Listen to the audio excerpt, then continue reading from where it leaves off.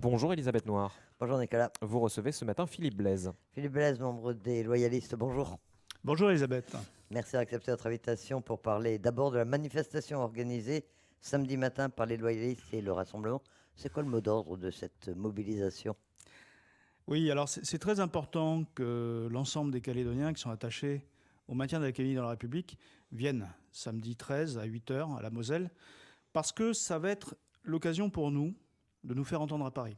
Vous savez qu'on est dans une période où il y a un projet de réforme constitutionnelle qui est passé au Sénat, qui a été voté au Sénat, à une très large majorité, concerne le dégel du corps électoral à 10 ans.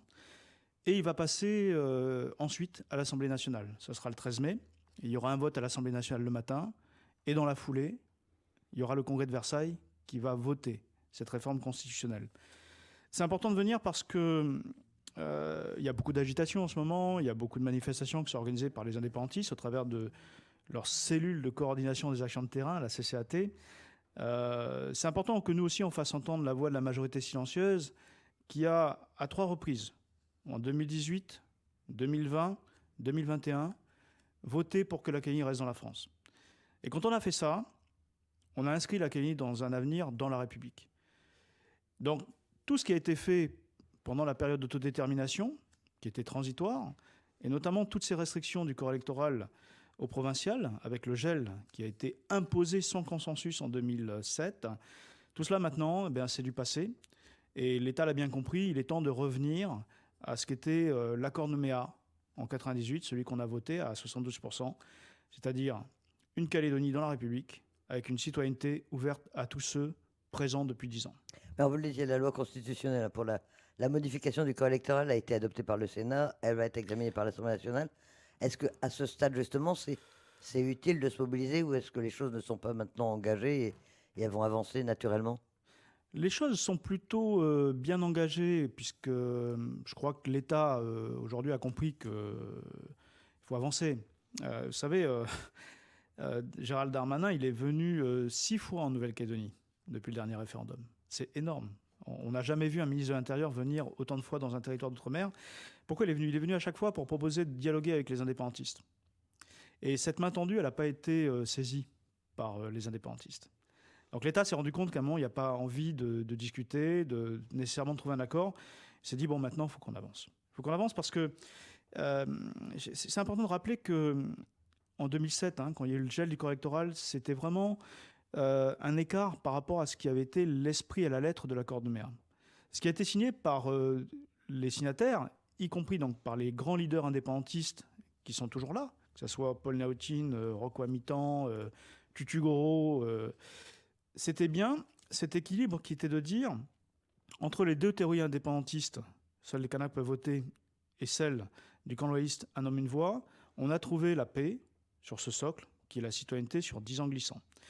Et donc, l'État a compris qu'aujourd'hui, il n'y avait pas de volonté de chercher un accord, que c'est très compliqué au sein du FNKS, qui aujourd'hui est traversé par des tensions internes très fortes. On le voit avec les menaces de mort contre Louis Mapou et Gilbert Tuénon.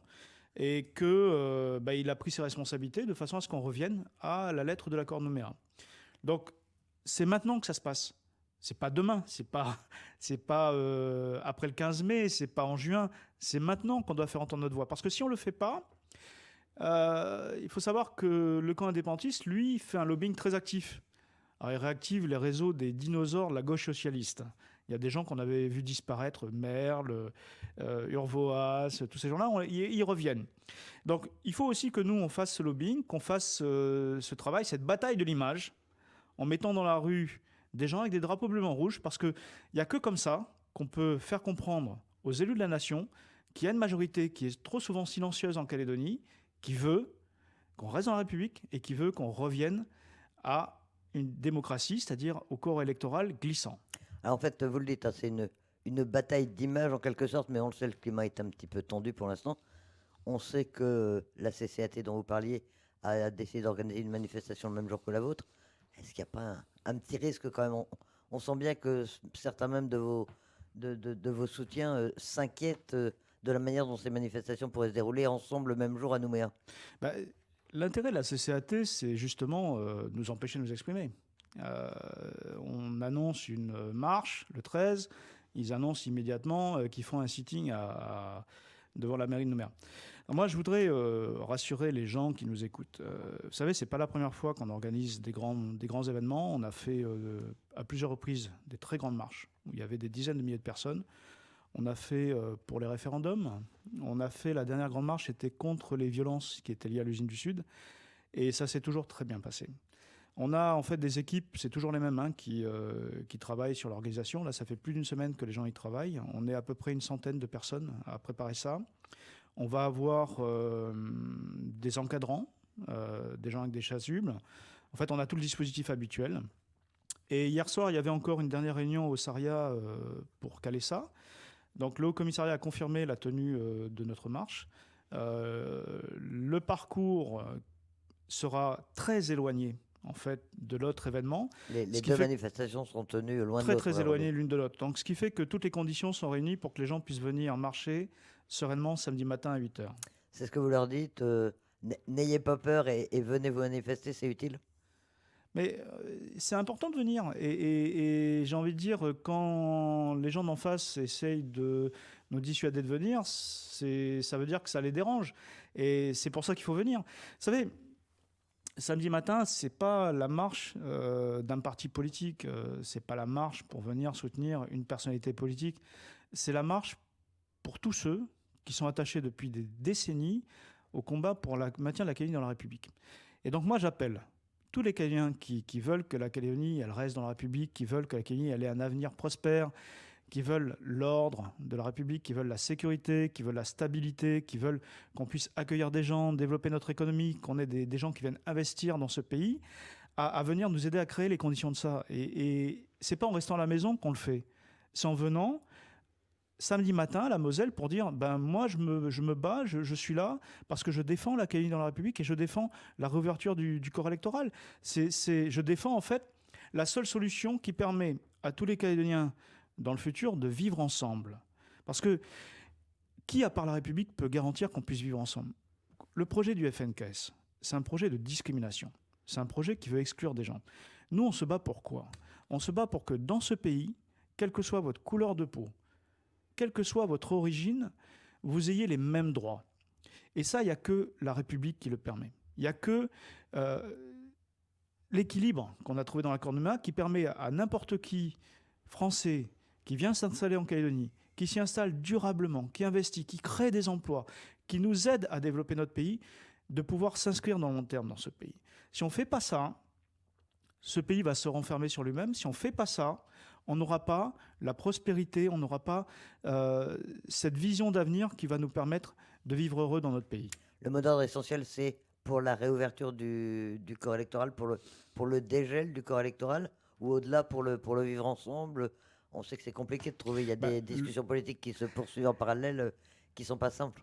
Le sujet d'actualité, c'est bien le passage de la réforme constitutionnelle pour dégeler le corps électoral qui sera voté le 13 mai. Donc c'est pour ça qu'on vient, parce qu'il y a une actualité. Mais au-delà de ça, ce que je viens de vous dire, c'est que le dégel du corps électoral, c'est le respect de la parole donnée de 98. Les gens de la CCAT qui reviennent à des discours qu'on croyait oubliés sur 84, ces choses-là, vous savez, ils ne respectent pas la parole qui a été donnée par les vieux, parce que ça a été signé, l'accord de Nouméa. Ça a été signé par les plus importantes personnalités du monde indépendantiste.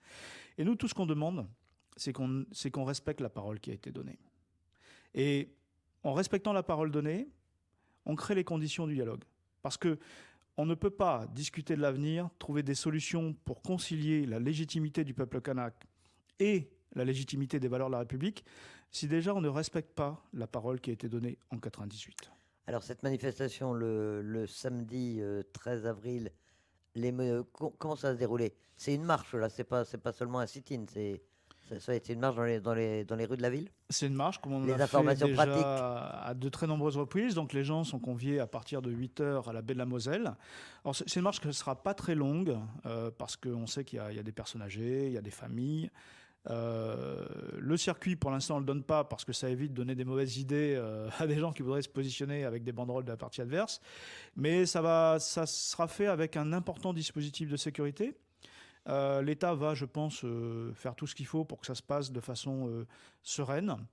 Donc, ça sera la matinée. Il n'y a pas de prise de parole qui est prévue. On va marcher pour montrer notre nom, montrer que on est pour le dégel du corps électoral, pour la République, pour la paix, pour vivre ensemble. Et moi, je travaille d'arrache-pied avec des équipes là pour aider à l'organisation. Ce soir, j'ai encore une réunion. J'en avais une lundi soir. Voilà, donc on sera fin prêt samedi matin. Rendez-vous à 8h sur la baie de la Moselle. Hein. Rendez-vous 8h, baie de Moselle. Prenez les bouteilles d'eau, les chapeaux, prenez vos drapeaux bleu, blanc, rouge et venez dans un bel esprit pour qu'on montre qu'on est la majorité qui veut rester dans la France et qui ait un bel avenir pour tout le monde dans ce pays. Philippe Blaise, merci d'avoir accepté cette invitation ce matin. Merci Elisabeth.